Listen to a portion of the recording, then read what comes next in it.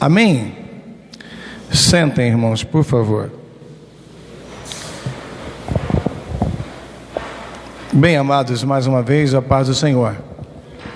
Antes de iniciar a mensagem, eu quero deixar bem específico para vocês que é possível que essa mensagem de hoje ela vai ser dividida em 3 tempos. A primeira é hoje,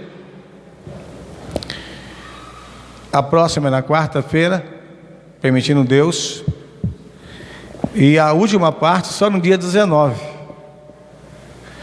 Já que no próximo sábado, dia 12, eu não estarei aqui.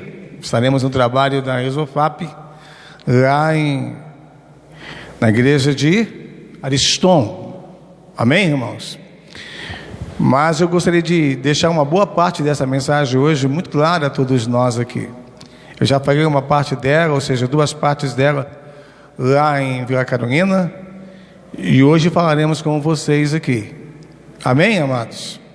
Vocês têm caneta aí, tem papel para anotar alguma coisa? Se tiver, anote, se for possível, grava, se quiser gravar alguma coisa.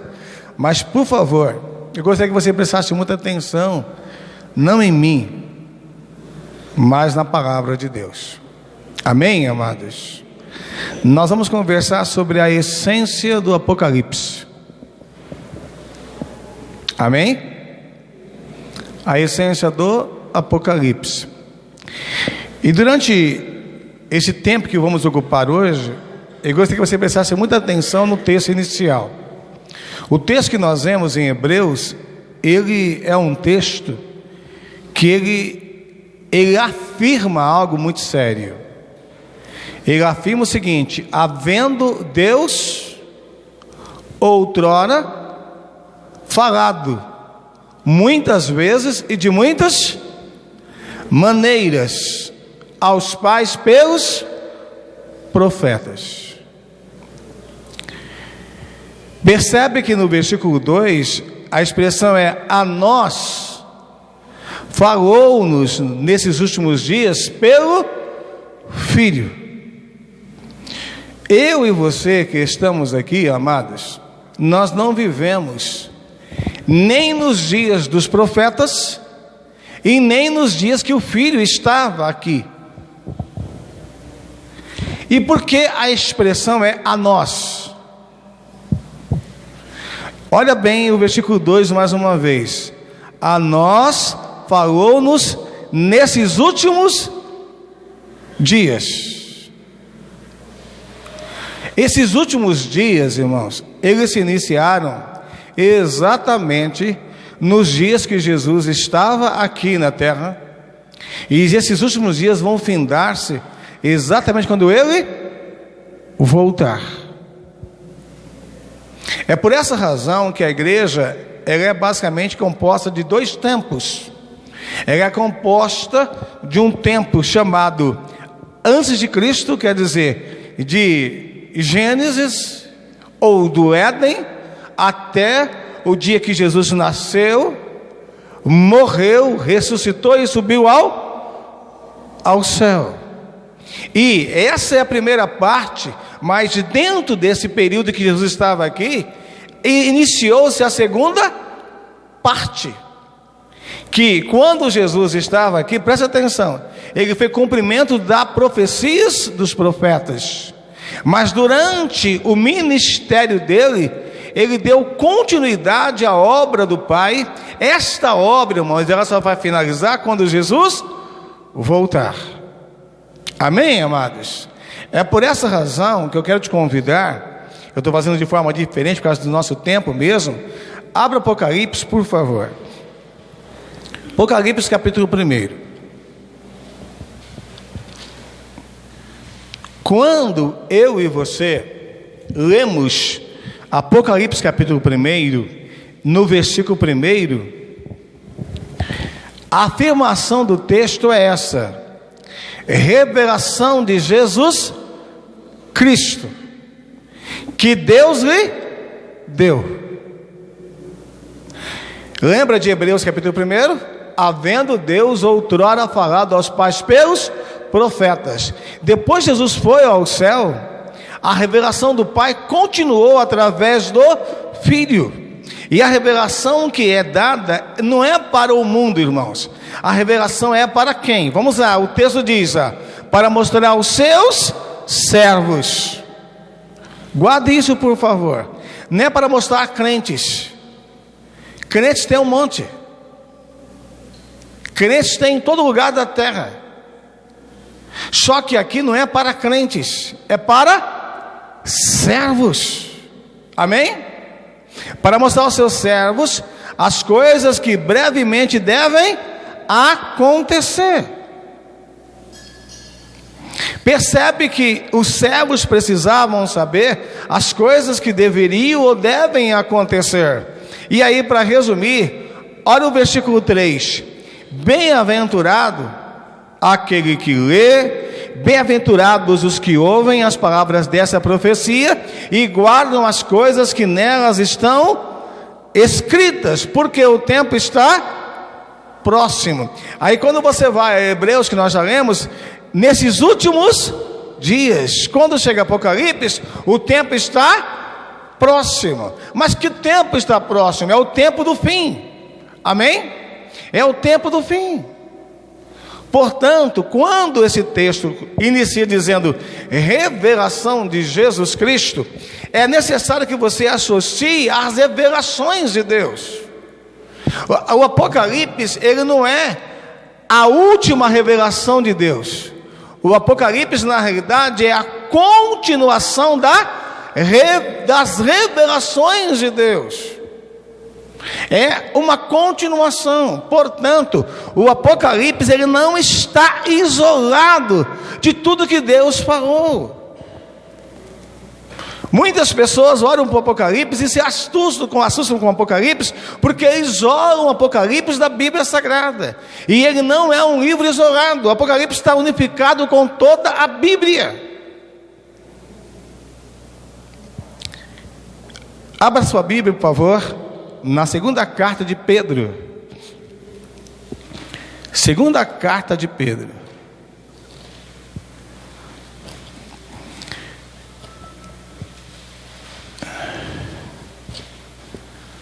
Capítulo 2.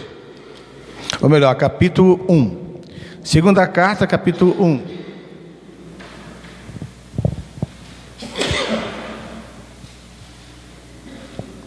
Amém, amados? Quando Pedro escreve a segunda carta, no capítulo 1, Pedro vai dizer o seguinte, lá no versículo 19: e temos ainda mais firme a palavra de quem? Dos profetas. Segunda Pedro, capítulo 1, versículo 19. Você percebe que quando Pedro escreve e temos ainda, ele está deixando claro que aquilo que Deus falou através dos profetas ainda está vivo, ainda está em continuidade. E temos ainda a palavra dos profetas, a qual bem fazeis, se a ela prestarem atenção.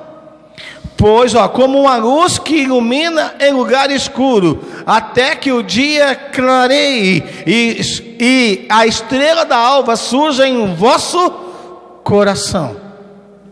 Ele vai afirmar, por exemplo, no versículo 20, o seguinte: acima de tudo isso, ou acima de tudo, lembrai-vos, ou seja, não se esqueçam de que nenhuma profecia da Escritura é de particular interpretação. Versículo 21, pois a profecia nunca foi produzida por vontade dos homens, mas os homens santos da parte de Deus falaram movidos pelo Espírito Santo. E aí qual é o grande problema da minha e da nossa geração? É que esse texto está dizendo assim, que eu tenho que prestar atenção. Eu tenho que estar atento às profecias. E nós temos que estar atentos às profecias, porque aquilo que Deus falou, Ele cumprirá. Bendito seja o nome do Senhor. Então vamos continuar de uma forma bastante simples. Quando você associa a profecias da Bíblia com a profecia do Apocalipse, você vai entender qual é a essência do Apocalipse. Vamos lá. Abra a Bíblia de vocês em Lucas capítulo 6.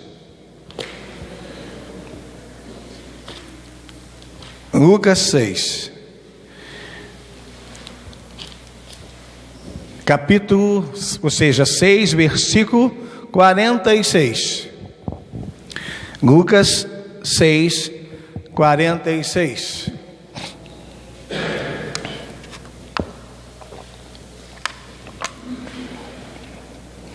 Assim está escrito: por que me chamais Senhor, Senhor, e não fazeis o que eu mando, ou o que eu digo? Quando você e eu lemos esse versículo, nós temos que lembrar quem está falando. Quem está falando é Jesus Cristo. Amém?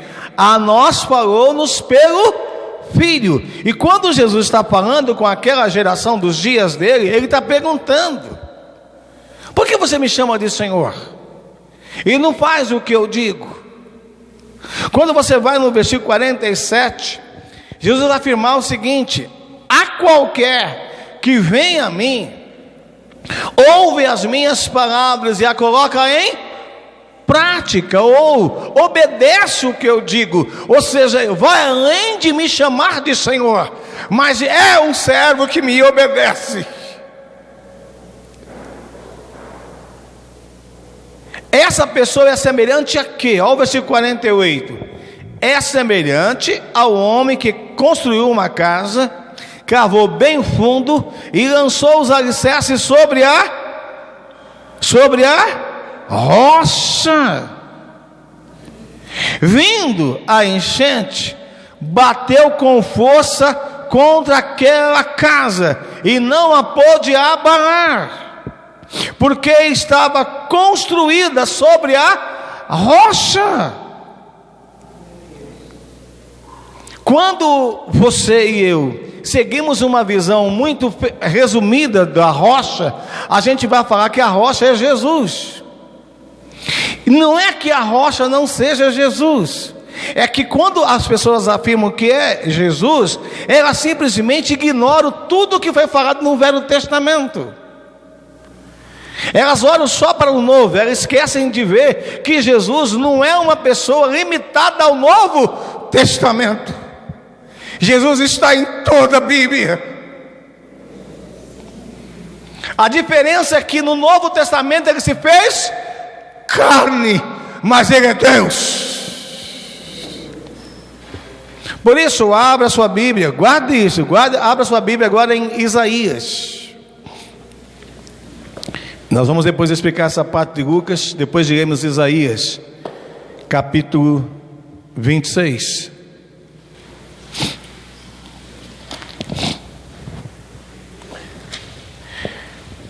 Versículo 4. Confiai no Senhor perpetuamente, ou para sempre, ou em algumas Bíblias simplesmente sempre, pois o Senhor Deus é uma rocha eterna. Então, em outras palavras, quando a sua vida, quando as nossas vidas são firmadas em Deus, nós não estaremos livres das enchentes, não estaremos livres das tempestades. Porém, uma coisa é certa: jamais a nossa fé será abalada. Porque o que sustenta a nossa fé não é a nossa perfeição, mas a perfeição da rocha. Então eu preciso firmar a minha fé no Deus que é perfeito. Agora, para nós resumirmos um pouco, o que são as enchentes? As enchentes, irmãos, ou tempestade, ela pode ser comparada de duas maneiras. Tá? Eu vou explicar para vocês de uma forma rápida. Enchentes, tempestades, elas se comparam de duas maneiras, mas ela é uma única fonte. Presta atenção nisso. A fonte, espiritualmente falando, das tempestades, das perseguições, é o diabo. mas o meio que o diabo vai usar é o ser humano. Então guarde isso. Vamos à segunda parte dessa, depois eu volto na primeira. Olha lá que está em Efésios. Vamos pegar a segunda parte que dessa visão que eu quero falar com vocês. Efésios 4. É o ser humano, mas dividido em duas partes. Eu vou começar pela segunda, porque ela é um pouco mais demorada. Eu falo que é a segunda, porque a primeira você está com ela todos os dias. Efésios 4.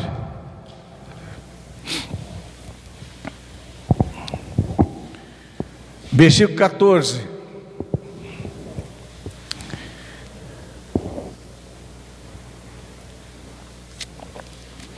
Para que não sejamos mais meninos inconstantes, levados ao redor por todo o vento de doutrina, pelo engano dos homens que com astúcia induzem ao erro. Todos os dias, de alguma forma, os falsos profetas estão agindo no mundo, trazendo vento ou tempestade de doutrina para tentar tirar a igreja da verdade. Só que nem sempre ela aparece na tua vida. Mas guarde isso: o inimigo vai fazer de tudo para tirar a igreja da verdade, e a verdade é Deus. Só que Deus se manifesta até você pela palavra. E você precisa se firmar no que Deus é pela palavra. Então os falsos profetas são os homens que o inimigo vai usar para tentar, através desses vendavais, tirar a igreja da verdade. E se eu e você não estivermos atentos, o que vai acontecer com a gente? Olha que Jesus falou, ó: todo aquele que vem a mim, ouve a minha palavra, a tempestade vai vir, mas a casa vai ficar firme. Amém, igreja? Vai ficar firme. E esses falsos profetas, aonde eles estão?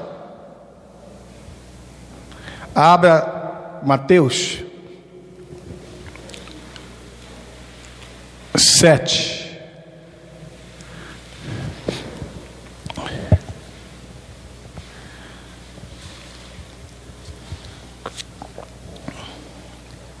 Versículo 15. Cuidado com os falsos profetas que vêm até vós disfarçado em ovelhas, mas por dentro são lobos devoradores. Quando o falso profeta disfarçado de ovelha vem até você, ele pode demorar uma semana, um mês, um ano e até mais tempo para poder se revelar como verdadeiro lobo. Mas até ele se revelar, ele vai enganar a muitos. Amém, irmãos? Vai enganar a muitos. Agora, quais são esses muitos que ele vai enganar? Mateus 24.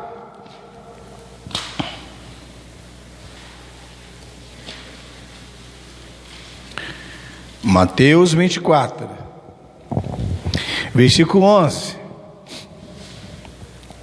Surgirão muitos falsos profetas e enganarão a muitos. Versículo 24. Pois aparecerão falsos cristos e falsos profetas, e farão tão grandes sinais e prodígios, que, se possível for, enganariam até os escolhidos. Você é um escolhido? Você é um escolhido? Está difícil ouvir uma resposta de um amém aí.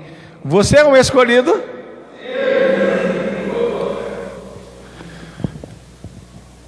Aí você tem que entender o que é ser um escolhido. Tem muita gente achando que é um escolhido, Mas presta atenção, Deus não escolheu ninguém e falou assim: esse é escolhido, este não é. Para Deus, todos são chamados para a salvação, mas só é um escolhido quem compreende o que Deus tem falado, irmãos. Presta atenção nisso, quem compreende o que Deus tem falado, porque quem compreende o que Deus tem falado vai entender que Deus está falando desde os profetas. Amém? Havendo Deus outrora falado aos pais pelos profetas. E o que foi que Deus falou através dos profetas? Vamos tentar resumir essa parte para você entender. Vamos lá. Abra sua Bíblia em Deuteronômio.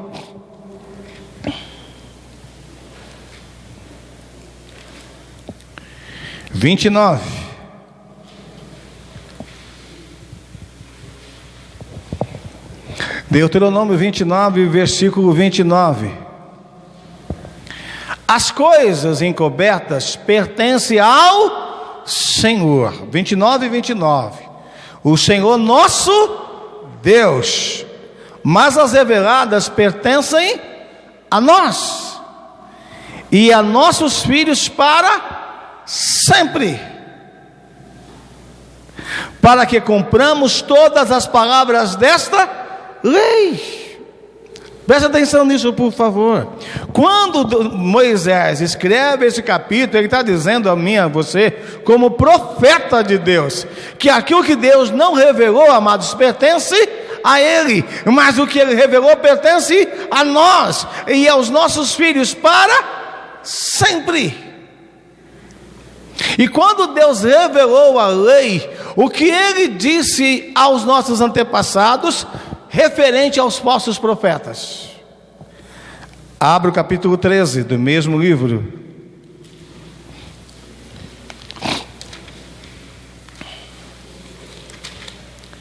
Capítulo 13 do mesmo livro, em nome do Senhor Jesus.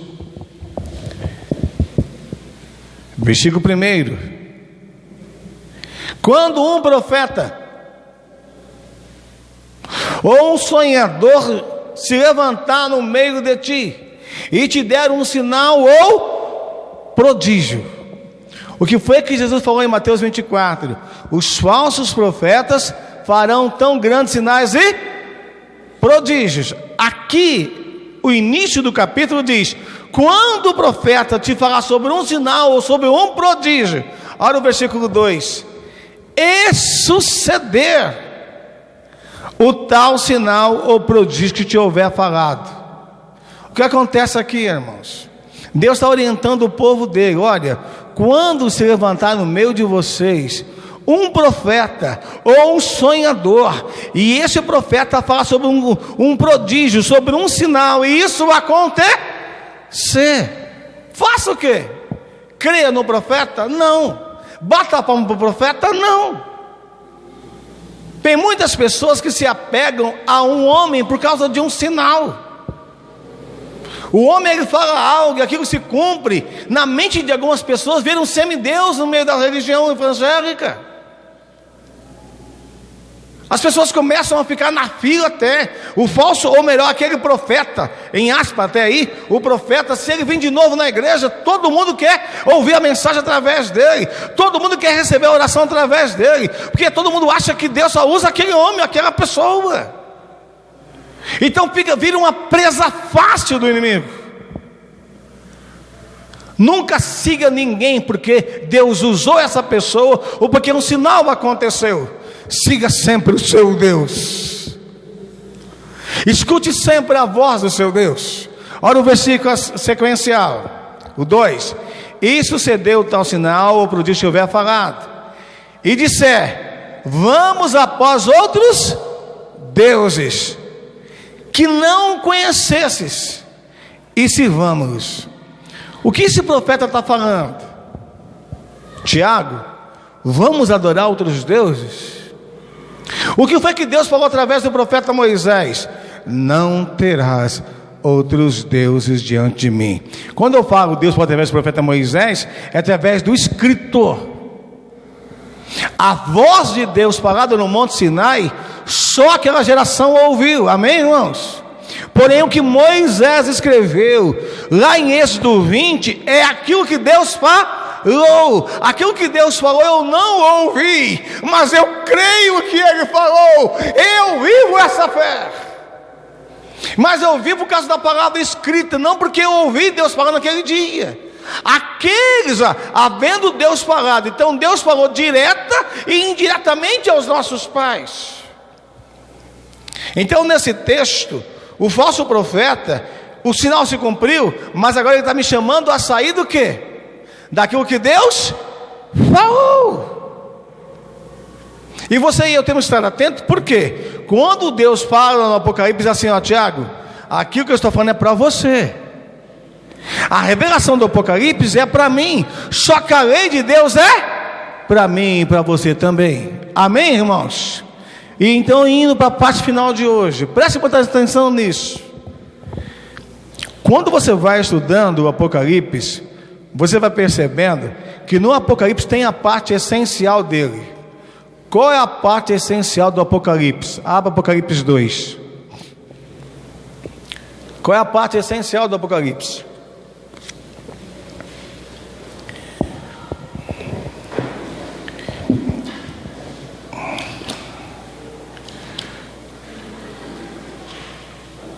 Os irmãos acharam Apocalipse 2? Amém? Versículo 1. Ao anjo da igreja de Éfeso, escreve. Quem está falando aqui, irmãos, com João, é Jesus. O anjo da igreja de Éfeso era o pastor. Então Jesus tinha uma mensagem para a igreja. E quando ele começa nesse texto, ele vai dizer lá no versículo 2: conheço as tuas obras, o teu trabalho, a tua perseverança, sei que não suporta os maus, que pusesses à prova os que se dizem apóstolos e não são, e descobrisses que eram mentirosos. Por favor, preste atenção nisso aí, que estou indo para a parte final de hoje. Irmãos, como é que a igreja pode saber se um profeta é mentiroso ou não? A igreja tem que pôr a prova, amém? Só que a igreja hoje ela não põe a prova, a igreja fica olhando para sinais. Se aconteceu, a igreja já acha que é de verdadeiro profeta. Ela não põe a prova. O que é pôr a prova? Não é saber se o sinal aconteceu ou não, porque se aconteceu, amém. Se não aconteceu, foi coisa da própria carne. Só que mesmo acontecendo, você não pode seguir homens, amém, igreja? Nunca siga homens, mas você tem que pôr a prova. E como você põe a prova? É examinando o que o profeta fala através da palavra de Deus, amém? Então quando você pega a sua Bíblia e você analisa o que o profeta fala, você vai saber se é de Deus ou se não é. Deixa eu dar um exemplo para você. Não vou dizer qual é a igreja, nem a quem é a pessoa, na época que eu ouvi isso. Alguns anos atrás, em um certo ministério, não importa qual é, um certo homem ia falar algo numa certa igreja. E quando chegou lá, o assunto era maldição hereditária. Já falei algumas vezes com vocês sobre isso. Quando ele iniciou o trabalho, em nome de Jesus, tudo bonitinho, ele afirmou para toda a igreja presente o seguinte: todas as doenças é maldição hereditária. Todas as doenças. Quando ele afirmou isso, ele teve, vou dizer dessa forma, a infelicidade em aspas de perguntar para a igreja: alguém tem dúvida? Alguém tem alguma pergunta a fazer? O que ele não esperava, que tinha alguém corajoso no banco lá. Alguém levantou a mão e falou: eu posso fazer uma pergunta, pastor? Pode. O senhor acabou de afirmar que todas as doenças são maldições hereditárias. Porém, em um certo momento, a Bíblia diz sobre o cego de nascença, e os discípulos perguntaram: Jesus, quem pecou? Foi ele ou foi os pais deles, para que nascesse cego? Respondeu para Jesus: nem ele nem os pais. Quando essa pessoa falou disso com o pastor ficou quebrado. Ele não tinha como argumentar que todas as doenças eram maldições hereditárias. A campanha acabou ali. Por quê? Porque ele entendeu que Jesus falou: mas para que a glória de Deus se manifestasse. Então acabou aquela fala que não tem base bíblica, vai afirmar que tudo é maldição hereditária. Irmãos, existe doença na sua vida, na minha vida, que é fruto do pecado original. Mas existe doença em nossa vida, sem falar muita coisa sobre isso, que tem duas razões. Uma delas é a que a gente come. A gente come tanta coisa, e muitas vezes a gente come até demais, depois passa mal. Ai, Jesus, estou doente. Está doente? Não, você está ruim, porque você comeu demais. Não é maldição diabólica nem divina, é o erro da comida. Come sal demais, a pressão sobe. Aí estou passando mal, a pressão diminui o sal. Amém, igreja? Aí põe a culpa em Deus ou no diabo. E a culpa é da tua boca, da minha boca, da nossa boca, que come demais. E põe a culpa no diabo e a culpa em Deus. Temos de parar com isso, irmãos. Amém, irmãos? E qual a outra coisa que traz doença para a gente? Sabe qual é? Aí tem um ato de desobediência a Deus e também uma escravidão diabólica. Sabe qual é? É a falta de perdão. Quem não perdoa se adoece emocionalmente, e quem está adoecido emocionalmente, de acordo com uma pessoa, ele tem sério problema. Por quê? Ele não tem paz. Ele vai trabalhar, a mente está voando, ele não consegue se concentrar para o trabalho. Daqui a pouco chega uma pessoa do trabalho: você está tudo bem? Estou bem não, hoje eu estou meio esquecido. Que esquecido? Está com a mente longe. Não é esquecido, a mente está ocupada com aquela situação. E vai tomar remédio para quê? Para renovar a mente. Não tem renovação de mente, é perdão que renova a mente nesse caso.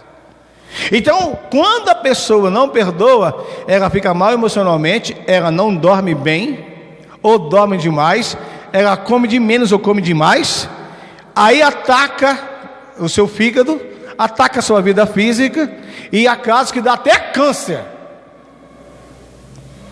Amém, irmãos? Então não é maldição hereditária, são nossas atitudes. Voltando ao nosso ponto central, quando Jesus fala com essa igreja pôs à prova os falsos apóstolos, e você tem que aprender a pôr à prova os falsos apóstolos. Só que essa igreja aqui, olha o versículo 3: tens perseverança, e por causa do meu nome sofrestes, mas não desfalecestes. Essa igreja, irmãos, ela tem perseverança? Tem perseverança. Só que essa igreja tem um problema. Olha o versículo seguinte, versículo 4: tenho, porém, contra ti que deixastes o teu primeiro amor. Essa igreja recebe uma ordem de Cristo. Olha o versículo 5: lembra-te de onde caístes, arrependa-te e pratica as primeiras obras. Se não te arrependeres, brevemente virei a ti e removerei do teu lugar o teu candeeiro. E se não te arrependeres, em outras palavras, Tiago, se arrependes, caso ao contrário, a tua luz vai se apagar de vez. Essa mensagem que Deus está falando para a igreja, irmãos. Tem muita gente brincando com o evangelho. Arrependimento é reconhecimento dos meus erros, dos nossos erros.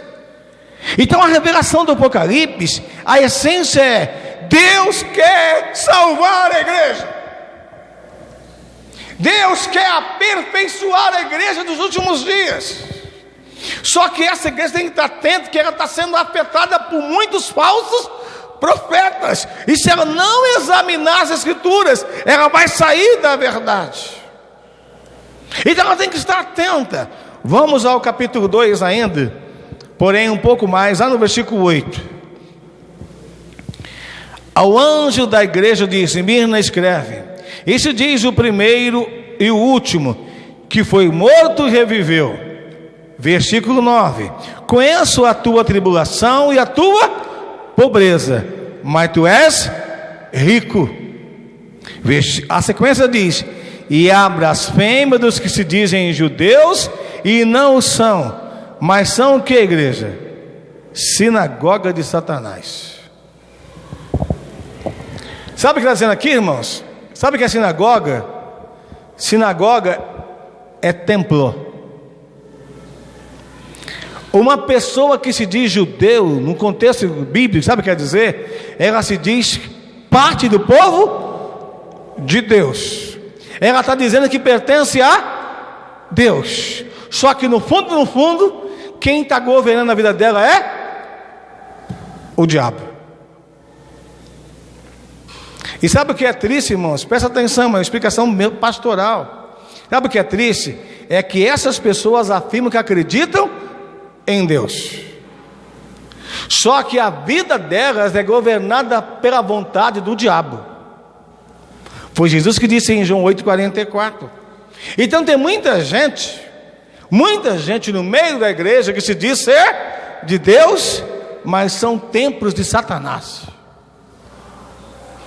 E se eu fosse continuar falando hoje, nem terminaria essa parte hoje. Então guarde isso, por favor. Como você pode saber que existe uma ação do diabo através de uma pessoa que diz que acredita em Deus? Vamos dar um exemplo rápido aí, irmãos. Um exemplo muito rápido, por causa do nosso tempo.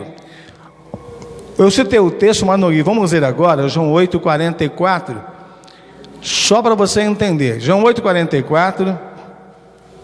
Depois a gente vai para 1 João, capítulo 3. João 8,44. Jesus fala o seguinte: olha, vós pertenceis ao diabo e quereis executar o desejo dele. Guarda isso aí, irmãos. Jesus está afirmando que tinha um grupo de pessoas que acreditava nele, mas que pertencia ao diabo. Você fala: pastor Tiago, isso não está nesse versículo. Então, portanto, olha o versículo 31. Disse Jesus aos judeus que criam nele. É esse mesmo grupo que estava crendo em Jesus, que Jesus define que o desejo que está no coração dele é o desejo maligno. Vamos resumir um pouquinho. Vai lá para o capítulo 3 da primeira carta de João.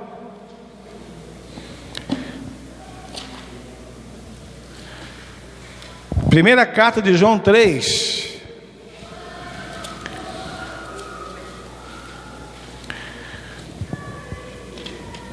Amém, igreja? Vamos ler aí alguns versículos.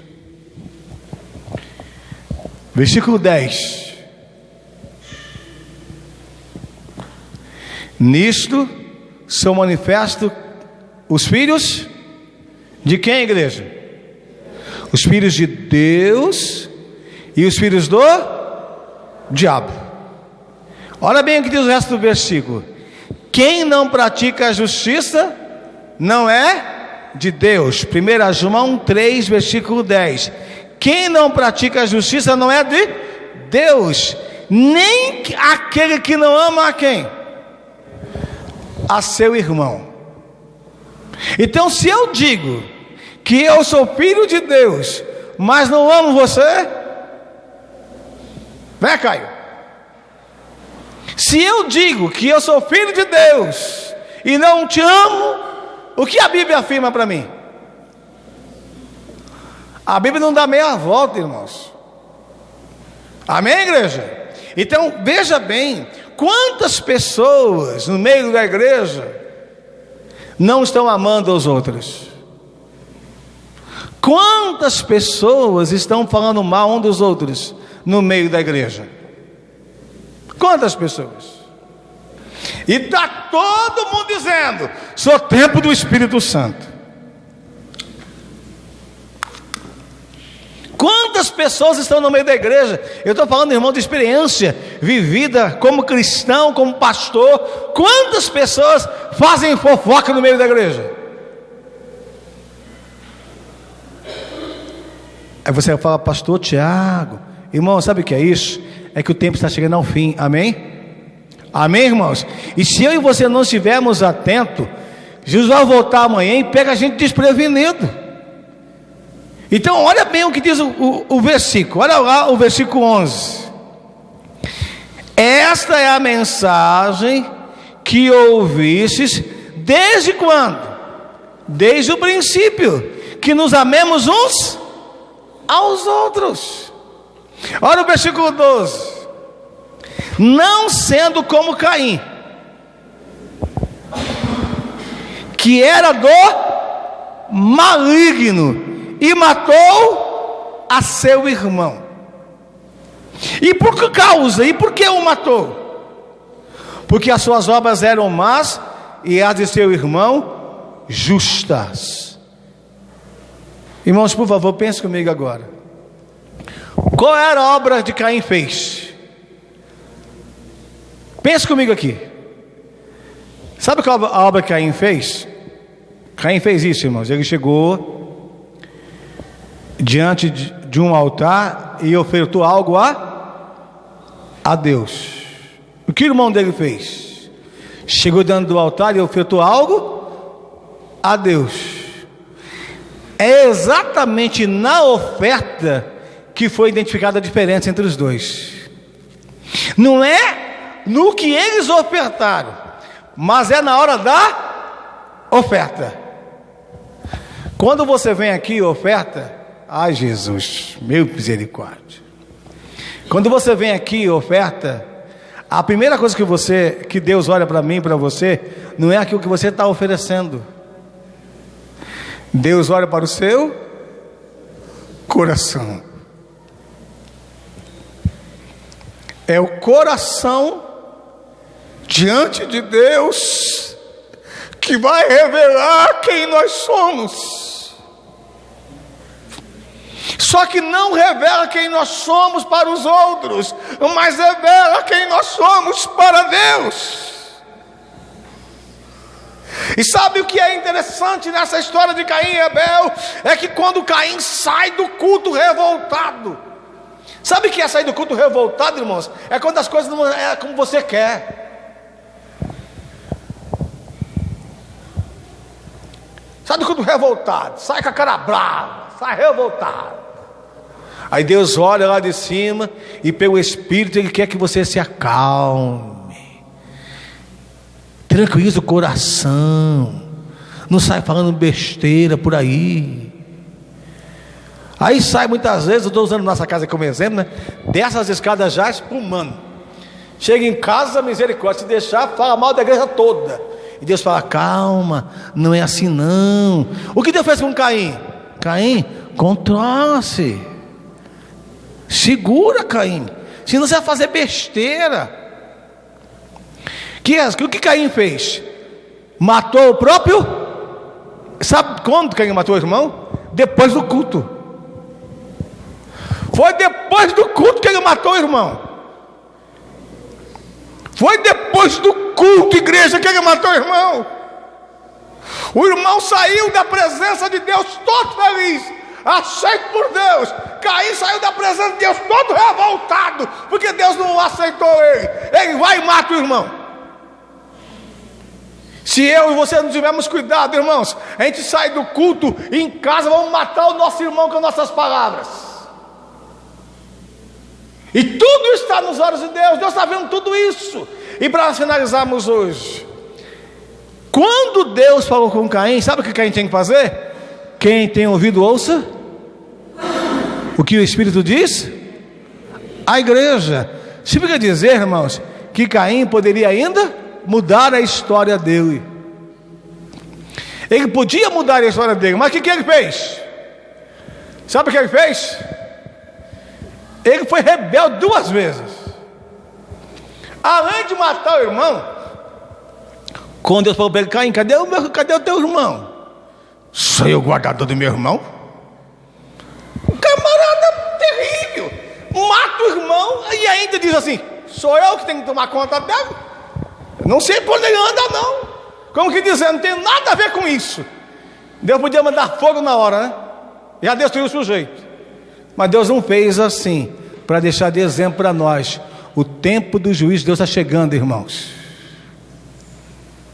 O tempo do juízo de Deus está chegando, e Ele vai recompensar a cada um de nós segundo as nossas obras.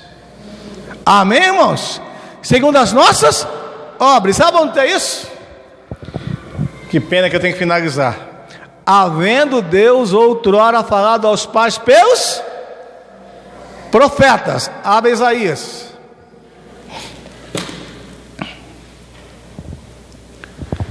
Isaías 10.